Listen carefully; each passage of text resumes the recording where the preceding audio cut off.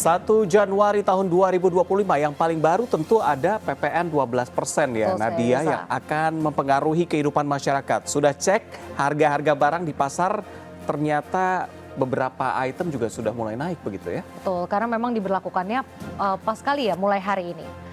Ya pemirsa, selamat pagi dan selamat tahun baru 2025. Selain berita utama tadi, sejumlah laporan menarik lainnya juga akan hadir menemani aktivitas pagi Anda. Bersama saya Reza Nadia. Dan saya Reza Helmi, berikut seputar iNews Pagi selengkapnya.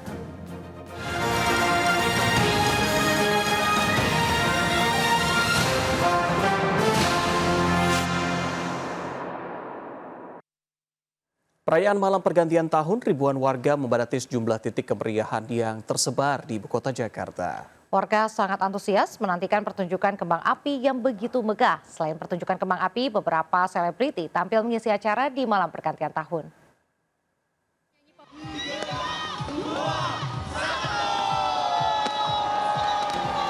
Pemerintah Provinsi DKI Jakarta menggelar pesta perayaan Tahun Baru 2025 secara meriah di Bundaran Hotel Indonesia Jakarta.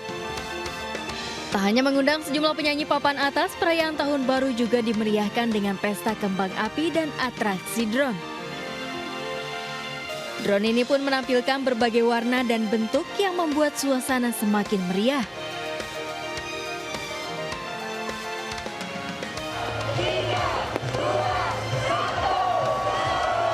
Kemeriahan mewarnai malam pergantian tahun 2025 di Monumen Nasional atau Monas, Gambir, Jakarta Pusat.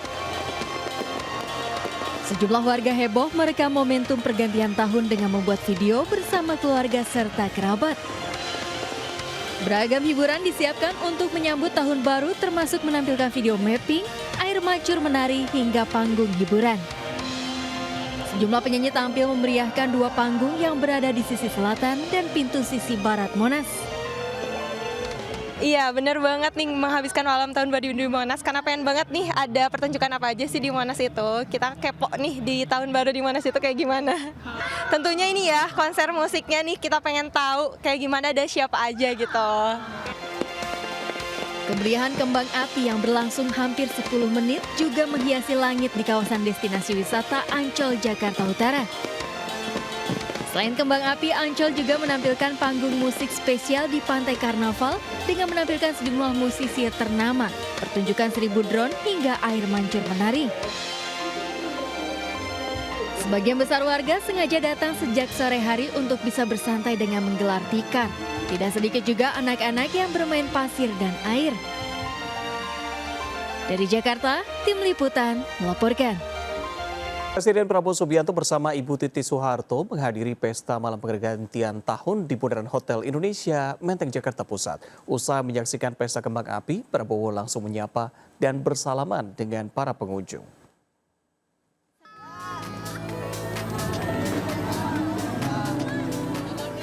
Presiden Prabowo Subianto menyapa masyarakat di Bundaran HI Menteng, Jakarta Pusat dalam rangka merayakan malam pergantian tahun. Kedatangan Presiden disambut masyarakat dengan antusias. Tak lama berselang, hadir pula Ibu Titi Soeharto ke lokasi yang sama. Keduanya hadir di tengah ribuan pengunjung untuk merayakan malam pergantian tahun di Bundaran HI. Usai menyaksikan pesta kembang api saat detik-detik tahun berganti, Presiden Prabowo Subianto dan Ibu Titi Soeharto kemudian pergi meninggalkan lokasi. Dari Jakarta, Rani Sanjaya melaporkan. Perayaan malam pergantian tahun 2025, ribuan warga memadati kawasan Megamas, Manado, Sulawesi Utara. Acara berlangsung meriah dengan pesta kembang api serta pertunjukan musik yang megah. Lebih dari 1.100 personil gabungan juga dikerahkan untuk pengamanan di malam pergantian tahun.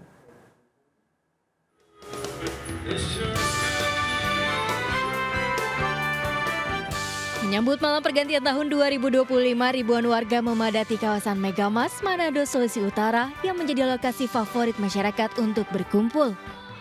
Pemprov Manado selalu mengadakan pesta rakyat setiap malam pergantian tahun seperti pesta kembang api hingga pertunjukan musik. Sementara dalam rangka pengamanan berlangsungnya kegiatan, lebih dari 1.100 personil gabungan dikerahkan di lokasi. Nah, pokoknya seru banget. Mudah-mudahan untuk tahun kedepannya Manado bisa lebih sukses lagi, lebih maju lagi. Terus kalau bisa harapan saya pribadi mudah-mudahan transportasi di Manado lebih maju lagi. Pemerintah Provinsi Papua Barat Daya menggelar pesta rakyat dalam rangka pergantian tahun. Selain kembang api, acara ini juga dimeriahkan dengan panggung musik. Warga antusias memadati lokasi sejak sore waktu Indonesia bagian timur. Tim Liputan melaporkan. Pemirsa, kenaikan tarif pajak pertambahan nilai atau PPN sebesar 12% akhirnya diputuskan mulai berlaku mulai 1 Januari 2025. Meski hanya diterapkan untuk barang dan jasa mewah, namun kebijakan ini dinilai tetap bisa berdampak terhadap ekonomi masyarakat.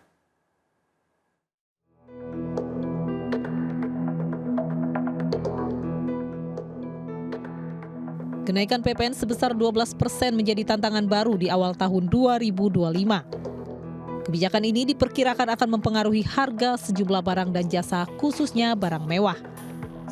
Adapun jenis barang dan jasa mewah yang dikenakan PPN 12% antara lain bahan makanan premium, barang elektronik premium, kendaraan mewah, properti mewah,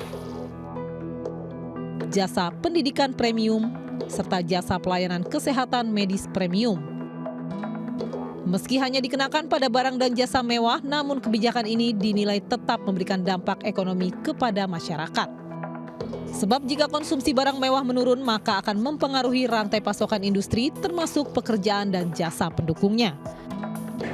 Nah, apakah ini akan berimbas ke masyarakat menengah bawah? Saya kira ya, terutama pada secara akumulatif beberapa industri yang saling terkait, ya, terutama misalnya industri, misalnya kalau di properti ada industri-industri pemasok untuk kebutuhan-kebutuhan, ya saya kira pasti akan ada adjustment harga dan ini berdampak ke semuanya.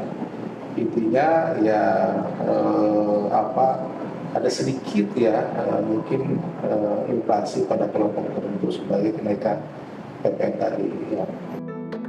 Kenaikan PPN 12% dimaksudkan untuk meningkatkan penerimaan negara dan diharapkan dapat menciptakan keadilan karena hanya menarget masyarakat berpenghasilan tinggi.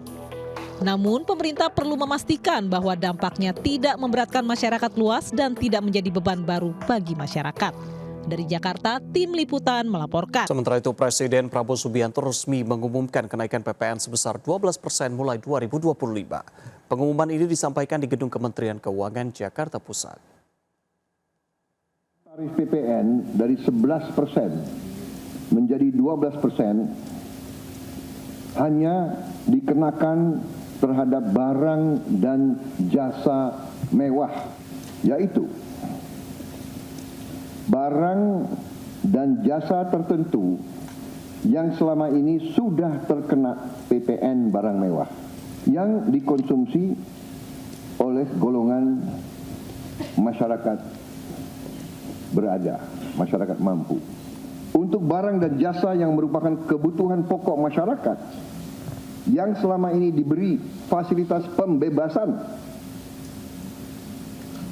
atau dikenakan tarif PPN 0% masih tetap berlaku.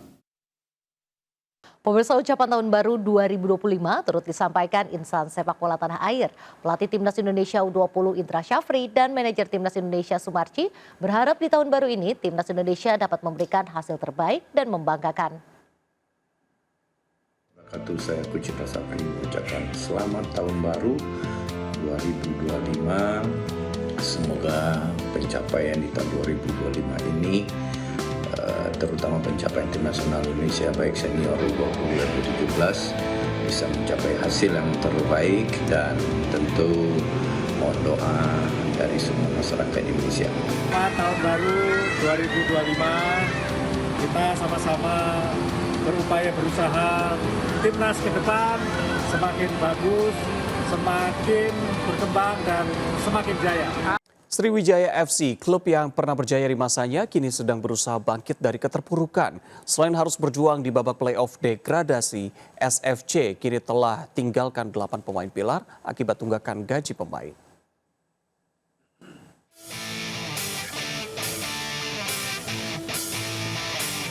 Penggawa Sriwijaya FC beserta tim pelatih dengan semangat menjalani latihan persiapan laga kandang lanjutan Liga 2 melawan FC Bekasi City di lapangan Jasdam Palembang Senin sore. Latihan ini diikuti para pemain yang masih tersisa pasca 8 pemain pilarnya memilih untuk pergi. Ade Suryana, Cinco Getsen, Abanda Rahman, Penny Oktavianto, Dendi Agustian, M. Ripaldi, Manda Cingi, dan Jandi Eka Putra terpaksa meninggalkan Laskar Wongkito akibat badai finansial. Asisten pelatih Sriwijaya FC, Amirul Mukminin, mengatakan meski mengalami masalah internal, namun para pemain yang tersisa tetap berjuang. Alhamdulillah, saya pastikan pemain yang bertahan sampai saat ini tetap fight, mereka tetap komit akan membela Sriwijaya sampai babak playoff degradasi.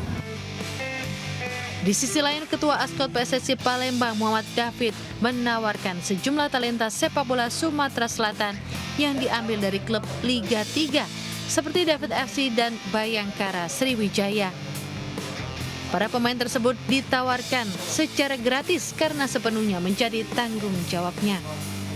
Nanti untuk 9 pemain ini insya Allah kami sudah memberikan masukan ke 9 pemain, insya Allah kita akan yang menanggung gaji ke 9 pemain ini. Manajemen Sriwijaya FC yakni PT Digisport meminta pemain dan pelatih bersabar karena pihaknya terus berjuang mengupayakan tunggakan gaji dan DP. Minimnya sponsor serta tunggakan pajak warisan dari manajemen sebelumnya menjadi kendala klub yang pernah berjaya di Liga 1 pada tahun 2008 hingga 2012 ini. Dari Palembang, Sumatera Selatan, Babang Irawan melaporkan. Sepanjang tahun 2024, aktif dan berkontribusi dalam mendukung berbagai kegiatan dan program PMI Jakarta Pusat, MNC Peduli mendapat apresiasi penghargaan sebagai Volunteer of the Year 2024. Malam penganugerahan yang digelar di Gedung Kesenian Jakarta ini sebagai bentuk apresiasi terhadap para relawan, baik lembaga atau individu atas kiprahnya pada tugas-tugas kepalang merahan di masyarakat.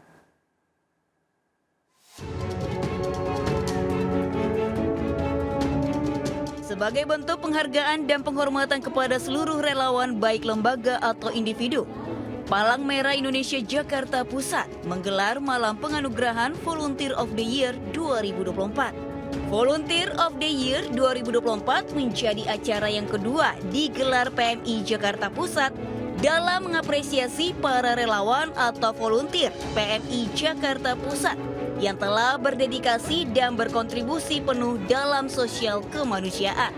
Pada malam penganugerahan ini, MNC Peduli turut mendapat penghargaan dari PMI Jakarta Pusat. MNC Peduli dinilai berkontribusi dalam mendukung dan mendorong berbagai kegiatan positif, salah satunya dalam pengentasan stunting. Kota Jakarta Pusat memberikan penghargaan kepada saudara-saudara agar tetap mendedikasikan dirinya dalam kegiatan kemanusiaan, meningkatkan solidaritas bersama dan selalu bekerja sama untuk keselamatan umat. Saya sih tetap berharap bahwa kegiatan ini bisa rutin kita laksanakan, minimal kita 2 tahun sekali lah ya, minimal 2 tahun sekali bisa kita lihat kiprah masyarakat di dalam membantu PMI, berkontribusi kepada PMI di dalam melaksanakan tugas-tugas kepalang merahan di masyarakat. Dengan kehadiran para relawan itu sudah memberikan sebuah kebahagiaan buat mereka yang menjadi korban bencana karena mereka datang seringkali juga membawa bantuan-bantuan ya, bantuan sosial yang bisa diberikan kepada para korban bencana. Penghargaan yang diberikan PMI Jakarta Pusat yang salah satunya diterima MNC Peduli diharapkan menjadi motivasi bagi lembaga lainnya untuk bersama-sama membantu sesama yang sedang membutuhkan. Dari Jakarta, Rian Rahman, iNews melaporkan. Pemirsa, Bang Napi nanti akan membawakan berita sergap. Ada seorang bocah tewas dibunuh bapak ibunya hanya karena meminta uang. Selengkapnya sesaat lagi, tetaplah bersama kami.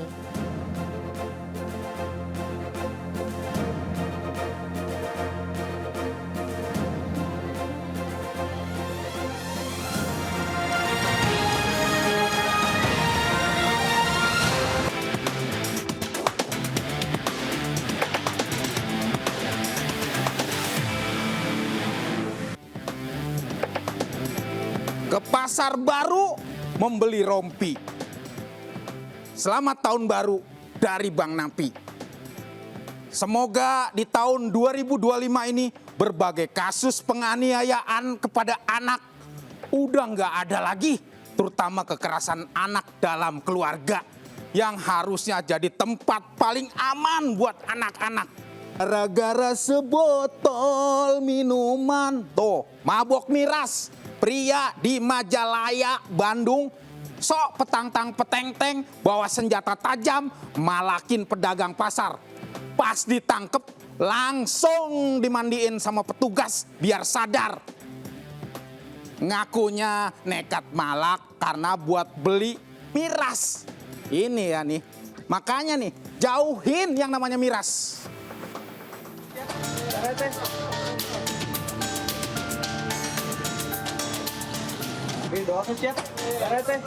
Sambil menakuti dengan senjata tajam, pelaku yang masih di bawah pengaruh minuman keras ini memaksa pedagang pasar di Desa Majakerta, Bandung untuk memberikan uang. Pelaku juga mengancam sejumlah pembeli. Aksinya pun viral di media sosial. Polisi yang mendapat laporan langsung mengamankan kedua pelaku, yakni Maman Abdurrahman dan Agus Caca, beserta barang bukti sebilah senjata tajam. Pelaku yang masih di bawah pengaruh alkohol langsung dimandikan usai ditangkap petugas. Kepada penyidik, keduanya mengaku nekat memalak sejumlah pedagang untuk membeli minuman keras. Motifnya yang pertama, mereka melakukan dalam sedangkan mabuk.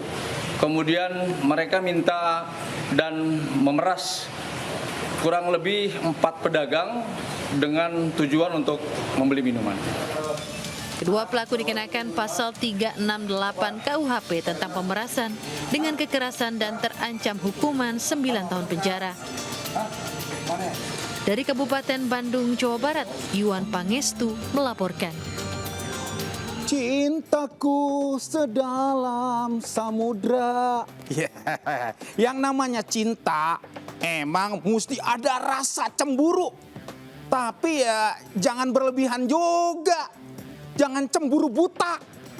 Curiga istrinya dekat sama laki-laki lain. Seorang suami cemburu buta sampai gelap mata. Dan dia nyiram air keras. Kena istri dan 2 anak sambungnya, sampai-sampai 3 tetangga rumahnya juga jadi korban.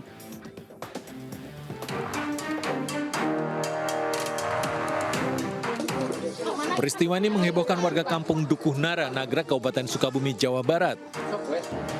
Seorang perempuan dan 2 anaknya disiram air keras oleh suaminya sendiri. Peristiwa itu terjadi tiba-tiba. Saat korban usai menjemur pakaian, pelaku datang dan langsung menyiramkan air keras. 2 anak yang hendak menolong ibunya turut jadi korban. Tak berhenti di situ, sejumlah tetangga yang hendak melerai ikut disiram air keras. Mama lagi ngejemur baju, tuh udah beres ngejemur, masuk langsung disiram, gitu. Kalau saya sendiri dari mana awalnya, Bapak tuh? Bapak pulang kerja. Pulang kerja. Iya. Pas datang langsung nyiram. Itu bawa air kerasnya dari mana, air kerasnya bawanya? Nggak tahu, saya juga nggak tahu dia bawa dari mana.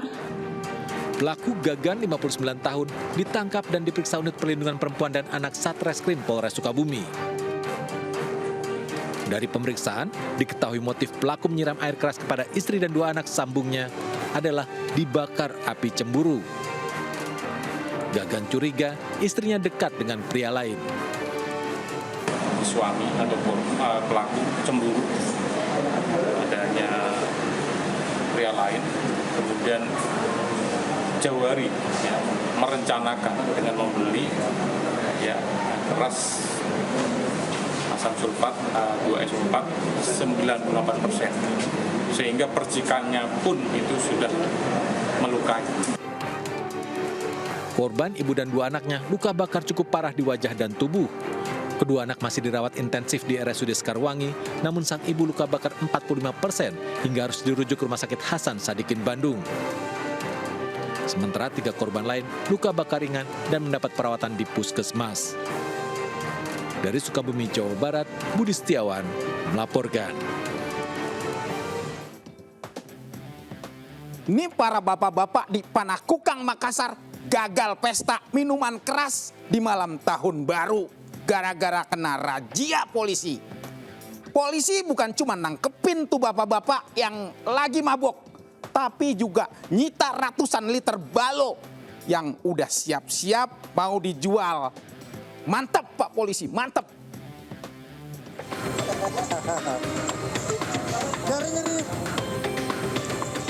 Bapak-bapak di Jalan Pampang, Kecamatan Panakukang, Makassar, Sulawesi Selatan tertangkap basah polisi ketika asik menenggak balo, minuman keras tradisional khas Makassar.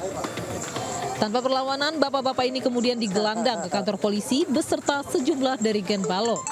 Dari lokasi ini, polisi juga menyita ratusan liter balo yang diperjualbelikan pada malam tahun baru. Razia ini sengaja dilakukan untuk menjaga keamanan dan ketertiban dalam hajatan akbar malam pergantian tahun di Makassar. Karena kita ketahui ada beberapa tindak pidana yang terjadi atau persoalan yang terjadi diawali dengan minuman keras. Sehingga untuk mengantisipasi itu kami melakukan langkah-langkah preventif dengan cara menghambat peredaran daripada minuman keras. Polisi akan memusnahkan ratusan liter minuman keras sitaan. Sementara warga yang terazia saat mabuk akan dilakukan pembinaan agar bisa menghentikan kebiasaannya menenggak miras yang bisa merusak kesehatan serta hubungan sosial di lingkungan sekitar. Dari Makassar, Sulawesi Selatan, Muhammad Nurbone melaporkan. Ternyata bukan sekedar isapan jempol kalau malam tahun baru banyak beredar narkoba. Contohnya yang satu ini, polisi berhasil nangkap kurir narkoba dengan barang bukti yang gak main-main, 50 kg sabu dan 100.000 butir pil ekstasi. Bayangin kalau sampai lolos buat malam tahun baruan, berapa orang yang bakal jadi korban? Berapa? Habis. Kurir beranting atau kurir estafet. Caranya digunakan bandar dan pengedar narkoba yang ditangkap Direktorat Reserse Narkoba Polda Sumut di Bandara Internasional Kuala Namu, Deli Serdang. 2 orang dan barang bukti narkoba ditangkap di tempat parkir mobil bandara. Mana? Kasih ya. Kasih Bang. Buka. 1, 2, 3, 4. Barang buktinya besar, 50 kg sabu-sabu dan 100.350 butir pil ekstasi. Narkoba diduga berasal dari Malaysia, masuk lewat perairan Aceh. Barang haram tersebut dibawa beranting dari Aceh ke Medan, selanjutnya melalui Palembang ke kota-kota lainnya. Semua.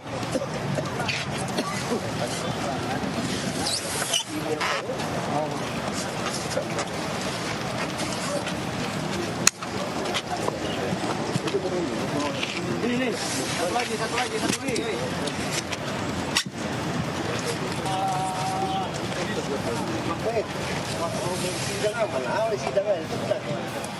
Diduga narkoba sebanyak ini akan diedarkan untuk malam tahun baru. Dalam jaringan ini, polisi menangkap 5 orang diduga kurir narkoba. Kasus ini masih dalam pendalaman Direktorat Reserse Narkoba Polda Sumatera Utara. Dari Deli Serdang, Sumatera Utara, Amiruddin melaporkan. Ini yang namanya pagar makan tanaman. Disuruh jagain rumah kosong, malah nyuri barang-barangnya. Pelaku asisten rumah tangga. Dia nyuri uang dan barang dagangan. Waktu majikannya liburan Natal dan Tahun Baru. Enggak kaleng-kaleng. Uang dan barang yang dia curi kira-kira 30 juta rupiah.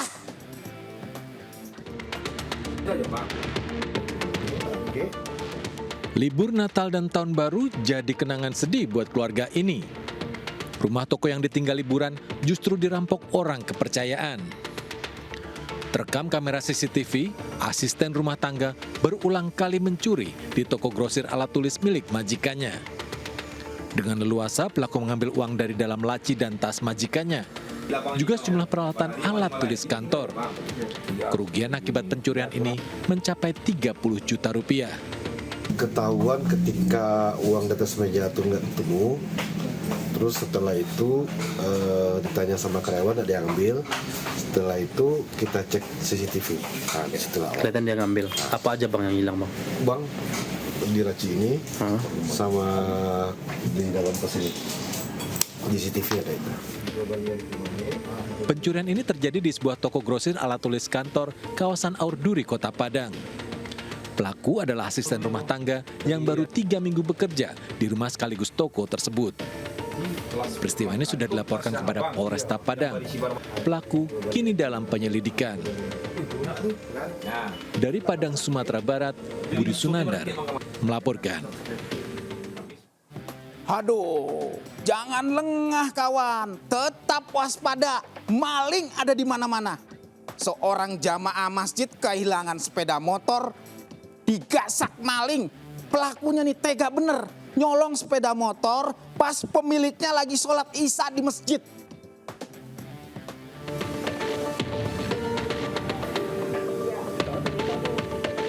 Maling beraksi di Masjid An-Nur, Cengkareng, Jakarta Barat. Penuh percaya diri, pencuri mendekati sepeda motor yang terparkir, membobol kunci, dan membawanya pergi. Sepeda motor yang dicuri milik seorang jemaah masjid. Usai sholat isya, korban keluar mendapati motornya sudah raib. Pas kejadian itu, pas sudah selesai itu, dia langsung sholat isya keluar, motor udah kagak ada gitu sisinya gitu. Pelakunya berapa orang? Pelakunya kayak 2 orang ya, makanya 2 orang, satu motor di sono. Pelaku diduga 2 orang, satu berjaga dengan sepeda motor. Berhasil membawa lari motor curian, pelaku kedua membuntuti dari belakang. Pencurian sepeda motor sudah yang ketiga kali dalam sepekan belakangan di lingkungan ini. Para pelakunya diduga orang yang sama. Dari Jakarta, Miftahul Ghani melaporkan. Nggak main-main nih bos, 19 sepeda motor digasak, curanmor nih, hingga viral di media sosial. Sindikat pencuri sepeda motor kelompok Indramayu dan Lampung akhirnya dibekuk polisi.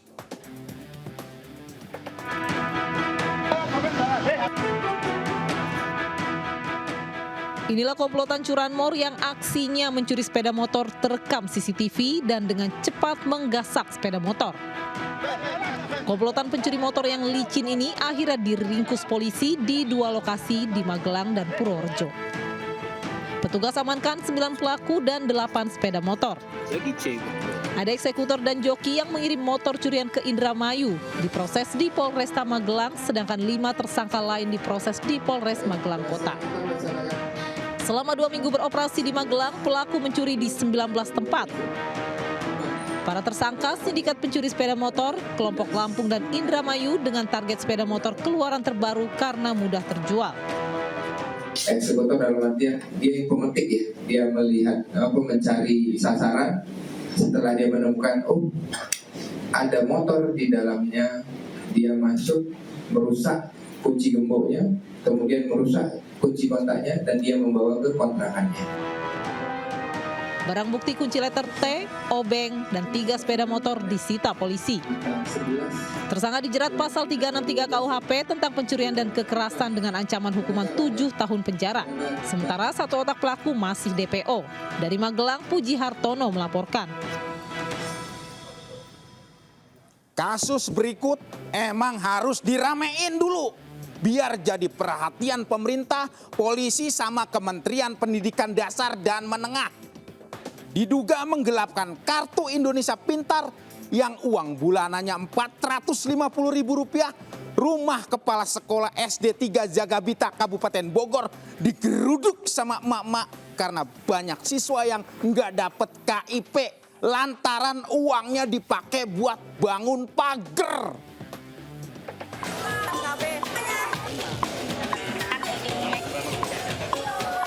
Emak-emak wali murid SDN 3 Jagabita, Kabupaten Bogor, Jawa Barat menggeruduk rumah kepala sekolahnya. Emak-emak ini mempertanyakan dana program Kartu Indonesia Pintar yang sudah lama tidak diterima siswa. Menurut wali murid, sudah 4 tahun dana KIP tidak sampai kepada anak-anaknya sebesar Rp450.000 per bulan, yakni dari 2021 hingga 2024. Sementara saat dilakukan pengecekan transaksi rekening, terinput data jika dana sudah dicairkan.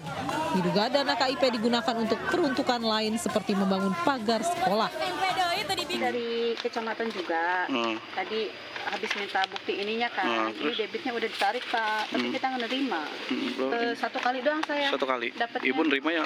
Belum pernah nerima. Belum pernah nerima. Iya. Sama sekali. Sama sekali. Anak ibu kelas berapa sekarang? Kelas 6. Ini mah udah 2 tahun, tapi yang satu mah belum, tapi nggak nerima, nggak nerima. Yang satunya lagi masih ada di buku tabungan. Kita kesini mau minta buku tabungan. Sama di SD 03 juga. Udah 3 tahun nih Pak, nggak nerima. Uang itu kebetulan memang yang aspirasi itu kan gini ya, karena memang awalnya data itu adalah titipan dari para dewan. Ya awalnya tidak push data. Awalnya tidak push data, tidak bisa dicek secara by system di online. Tapi entah kenapa sekarang jadi muncul, kita juga nggak tahu gitu. Karena memang dulu itu ranahnya aspirasi itu untuk perbaikan sekolah. Para wali murid berharap dana Kartu Indonesia Pintar segera disalurkan kepada para siswa. Jika tidak, wali murid akan melaporkan ke polisi. Dari Kabupaten Bogor, Jawa Barat, Iwan Setiawan melaporkan.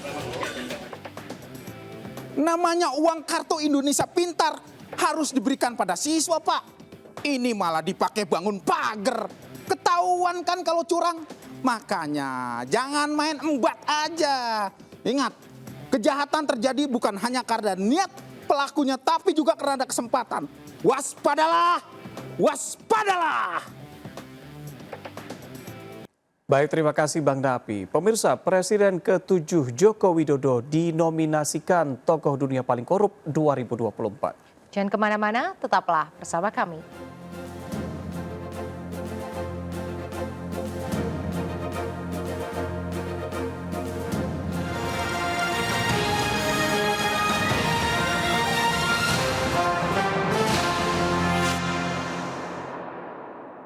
Presiden ke-7 Republik Indonesia Joko Widodo masuk dalam nominasi Tokoh Dunia Paling Korup 2024 versi Organized Crime and Corruption Reporting Project OCCRP.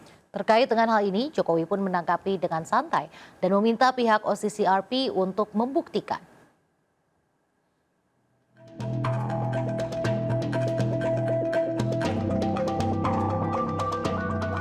Nama Jokowi bersanding dengan 5 tokoh dunia lainnya yang mendapatkan nominasi paling banyak dari pembaca, jurnalis, juri, serta jaringan OCCRP secara global.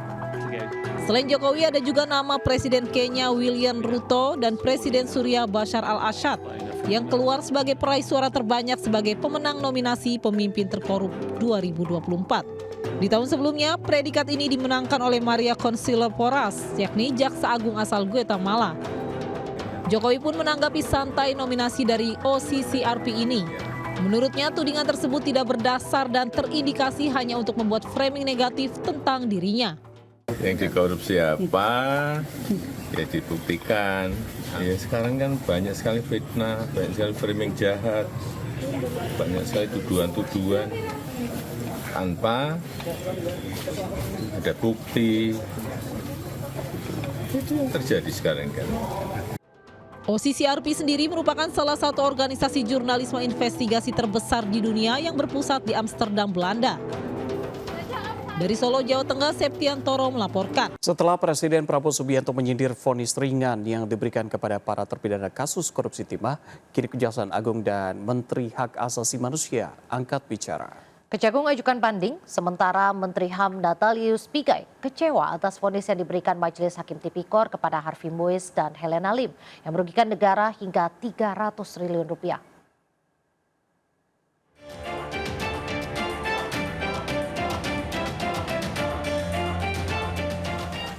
Ngerampok triliunan, kalau triliunan, ratusan triliun. Vonisnya sekian tahun. Jaksa Agung naik banding nggak? Naik banding ya? Naik banding. Vonisnya ya 50 tahun begitu kira-kira itu. Pernyataan Presiden Prabowo Subianto ini jelas menggambarkan tidak adilnya vonis yang dijatuhkan kepada para terpidana kasus korupsi timah yang merugikan negara.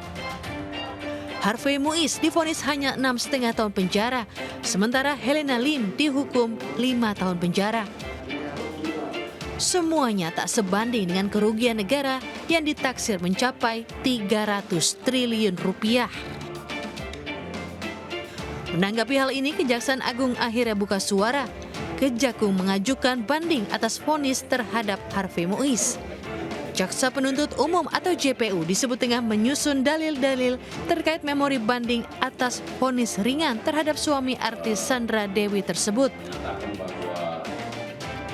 Vonis atau putusan pengadilan terkait dengan terdakwa HM yang masih sangat begitu ringan dibanding dengan tuntutan yang disampaikan oleh penuntut umum. Oleh karenanya kami berkomitmen dan sesungguhnya kami sudah melakukan upaya hukum, ya, melakukan banding dan sudah didaftarkan di pengadilan, dan saat ini jaksa penuntut umum sedang fokus dalam rangka menyusun butir-butir atau poin-poin dalil-dalil yang terkait dengan memori banding. Sementara itu, Menteri Hak Asasi Manusia Natalius Pigai menyatakan kekecewaannya terhadap vonis ringan tersebut.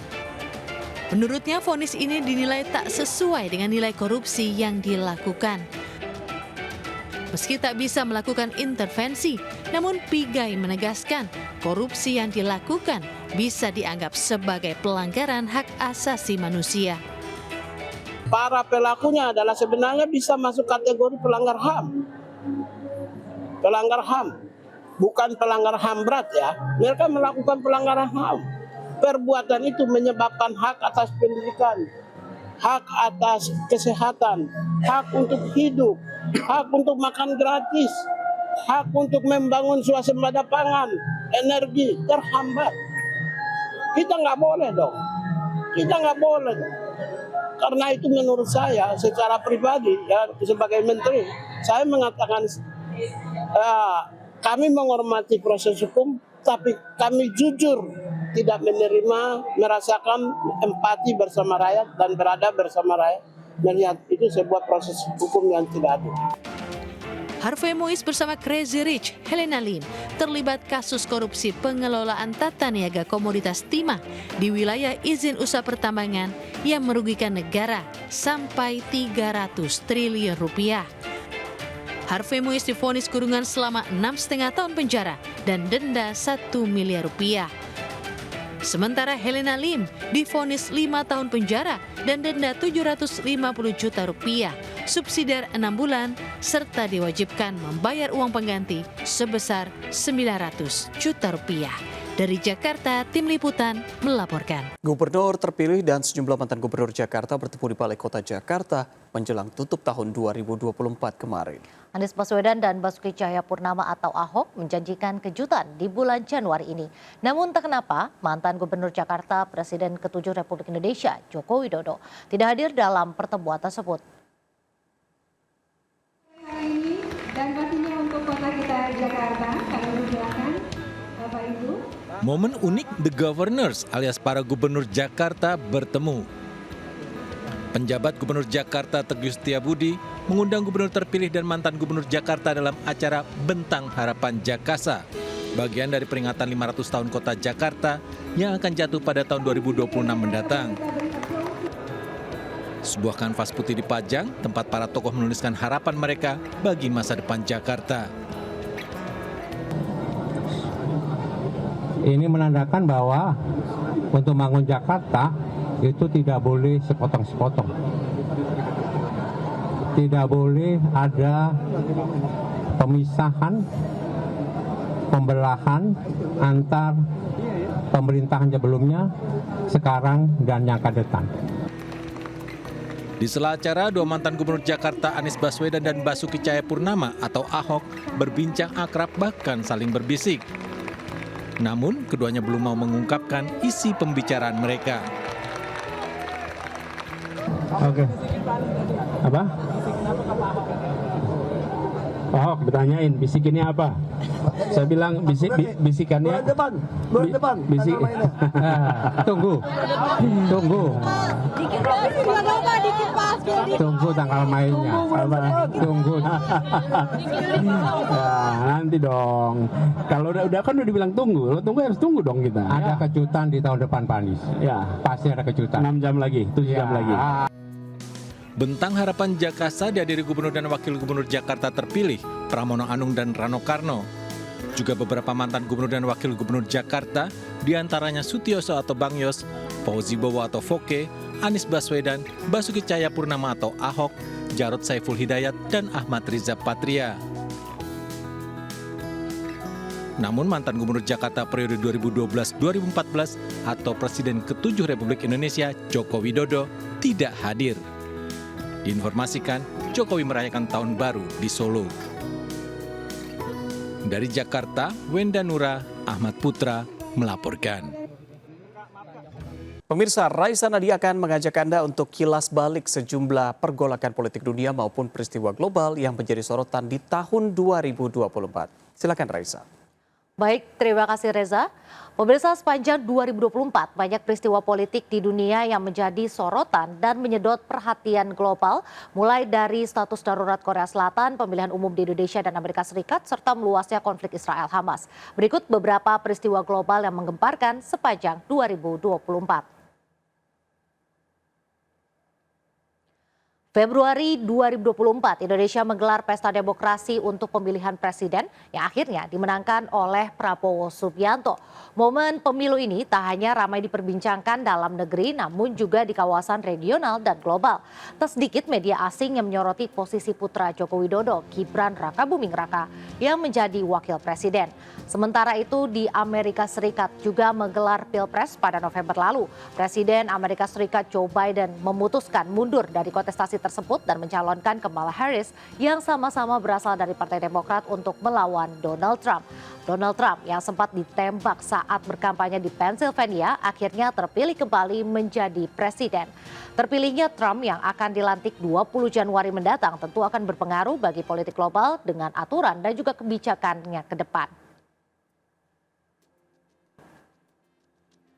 Israel tak henti menggempur kawasan Timur Tengah setelah membombardir Palestina. Pada September 2024, Israel menyerang Lebanon hingga menewaskan ribuan jiwa. Lalu Israel mengklaim sasaran serangannya adalah Hizbullah, partai politik dan kelompok paramiliter Lebanon yang didukung oleh Iran. Lalu militer Israel menyerang ibu kota Iran, Teheran, pada 26 Oktober dan berdalih sebagai serangan balasan. Sebelumnya Iran menembakkan rudal ke Israel usai Israel membunuh pimpinan tertinggi sekutu Iran, Hizbullah, di Lebanon. Di bulan Oktober, pasukan Israel juga menyerang perbatasan Lebanon-Suriah yang menyebabkan jalur utama internasional antara Lebanon-Suriah terputus. Israel menuduh Hizbullah menggunakan jalur di area Masna untuk hilir mudik stok persenjataan dari Suriah. Pemirsa, pada 8 Desember lalu dunia dikejutkan dengan lengsernya Presiden Suriah Bashar al-Assad yang telah berkuasa selama 24 tahun. Rezim Assad tumbang setelah 11 hari pasukan pemberontak mulai operasi besar-besaran. Milisi Hayat Tahrir al-Syam atau HTS menduduki ibu kota Damaskus tanpa perlawanan sengit dari tentara rezim Assad. Assad pun dilaporkan langsung kabur keluar Suriah saat milisi tengah merangsek ke ibu kota. Media pemerintah Rusia juga mengonfirmasi bahwa Assad melarikan diri ke Moskow. HTS pun mendeklarasikan Suriah telah bebas dari rezim Assad yang telah berakhir. Sebelumnya pemberontakan telah terjadi hingga memicu perang saudara selama 14 tahun.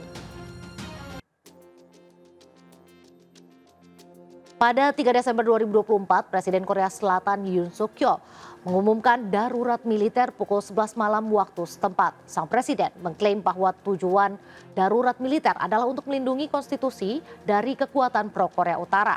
Sementara keputusan tersebut diambil justru di tengah adanya pertikaian mengenai undang-undang anggaran di parlemen.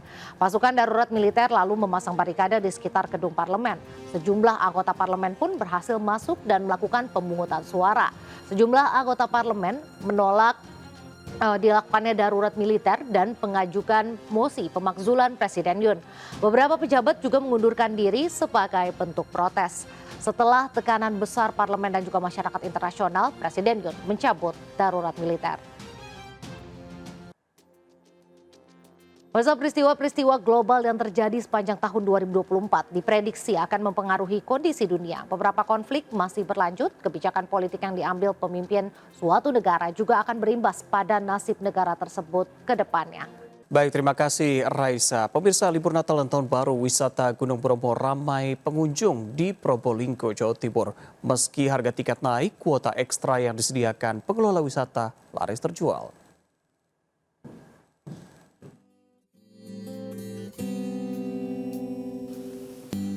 Memasuki libur Natal dan Tahun Baru, kawasan wisata Gunung Bromo di Desa Ngadisari, Sukapura, Kabupaten Probolinggo, Jawa Timur ramai pengunjung. Meningkatnya jumlah pengunjung terjadi sejak 22 Desember 2024. Ribuan tiket ludes terjual habis. 1.000 kuota ekstra yang disediakan pengelola wisata juga laris terjual. Pergantian Tahun Baru semua kuota terjual habis. Pengelola menggandeng TNI dan Polri untuk bersiaga. Tiket wisata Gunung Bromo awalnya 29.000 menjadi 54.000 di hari kerja dan 34.000 menjadi 79.000 di hari libur. Namun tidak mempengaruhi kunjungan wisatawan. Karena lihat dari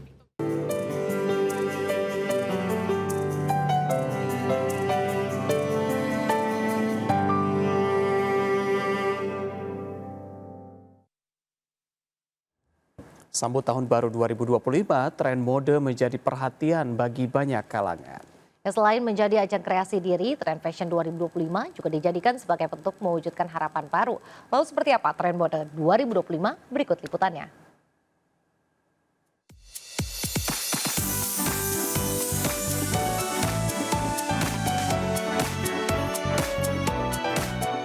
Tren fashion yang terus bergulir dari tahun ke tahun menjadi bentuk ekspresi diri dalam mewujudkan harapan-harapan baru.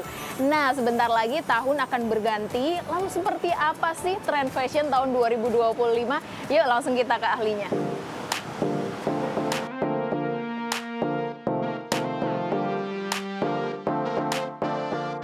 Tahun baru identik dengan penampilan baru, terutama bagi Anda para pecinta mode. Selain model dan bahan, aksen hingga warna juga menjadi perhatian dalam tren mode 2025. Nah, di tahun 2025, warna pastel dan warna netral seperti mocha butter dan burgundy dark cherry masih menjadi favorit pecinta fashion.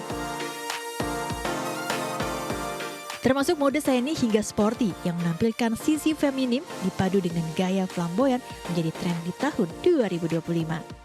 Nah, di sini 2025 menurut aku nih orang akan fokus kembali dengan gaya-gaya baru sih. Kedepannya tuh wanita itu lebih yang unik tapi tetap menampilkan ke sisi femininnya. Kalau pria itu lebih yang flamboyan tapi lebih ya balance gitu antara flamboyannya sama maskulinnya tuh masih balance gitu. Model oversize dan potongan asimetris dengan detail unik juga akan mewarnai tren mode 2025 karena mayoritas masyarakat masih mendambakan suasana rileks namun juga kekinian.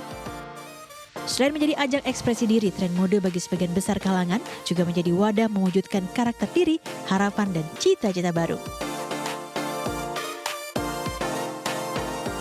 Saya pun tak ketinggalan mencoba tren mode 2025. Nah pemirsa, ini dia salah satu yang akan menjadi tren fashion 2025. Tahun baru, warna baru, harapan-harapan baru. Tentu saja kuncinya adalah tetap semangat dan percaya diri. Dari Tangerang Selatan, Banten, Jen Cayani bersama juru kamera Jemi Jasin melaporkan. Dadah! Pemuda Partai Perindo terus bertransformasi dan akan mencetuskan berbagai program baru guna mendongkrak suara partai di tahun politik 2029 mendatang. Turun langsung ke tengah masyarakat menjadi salah satu upaya pemuda Partai Perindo agar lebih dikenal dan juga dekat dengan konstituen.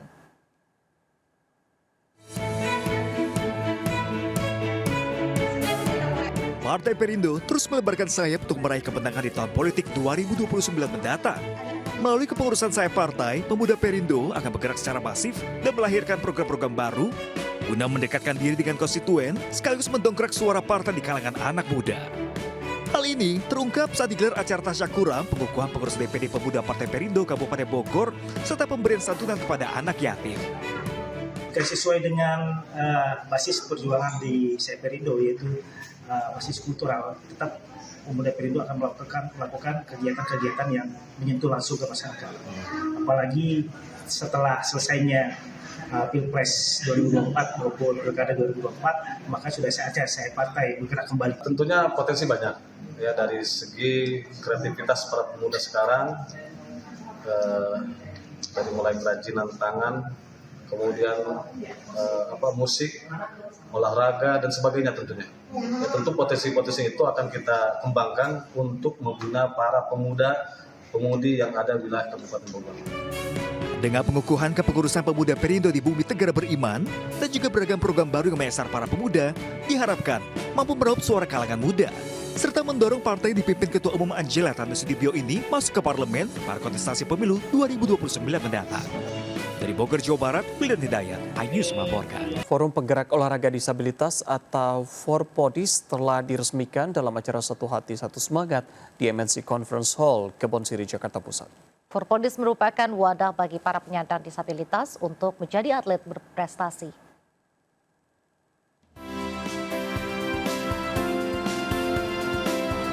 Pemotongan tumpeng oleh Ketua Umum Forpodis, Angki Yudhistia, menandai diresmikannya Forum Penggerak Olahraga Disabilitas yang digelar di MNC Conference Hall Kebonsiri, Jakarta Pusat.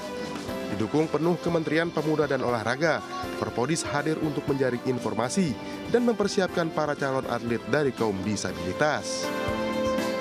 Dan kita mempersiapkan untuk potensi penyandang disabilitas dari hulunya, yaitu mempersiapkan mereka menjadi calon atlet yang insya Allah akan membanggakan kita dengan prestasi gemilangnya di rancah nasional dan internasional. Kehadiran Forpodis juga mendapat dukungan penuh dari Partai Perindo. Penyandang disabilitas menjadi salah satu unsur dari target peningkatan produktivitas yang menjadi fokus Partai Perindo dengan salah satunya melalui kegiatan olahraga.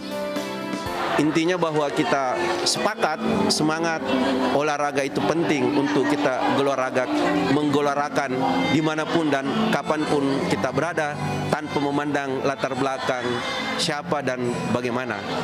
Kita satu dalam kemanusiaan sama. Dalam acara peresmian bertajuk Satu Hati Satu Semangat Satukan Keberagaman dalam Olahraga ini, turut dimeriahkan dengan berbagai seni pertunjukan yang dibawakan oleh para penyandang disabilitas. Tim Liputan iNews melaporkan. Kami akhiri jumpa kita pagi ini, pemirsa. Berita-berita yang kami sampaikan di program seputar iNews pagi hari ini juga dapat dilihat di okezon.com. Silakan men-scan barcode yang tertera. Saya Reza Helbi. Dan saya Reza Nadia. Selamat beraktivitas, tetap semangat dan sampai jumpa.